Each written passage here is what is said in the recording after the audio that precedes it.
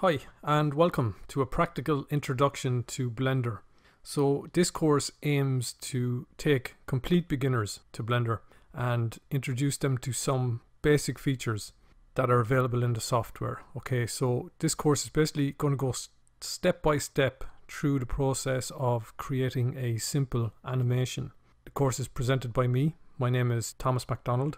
I'm a Udemy instructor for the Blender software suite. First of all, we take a look at setting up the camera in the scene, some simple manipulation of the default cube. So we're going to use some snapping, we're going to use pivot points, we're going to add some material, and then we're going to move on and do some simple keyframing. Then we're going to render out an image sequence of our animation.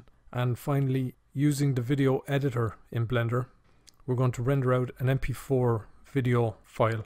So if this course interests you, please take it, and I hope to see you inside.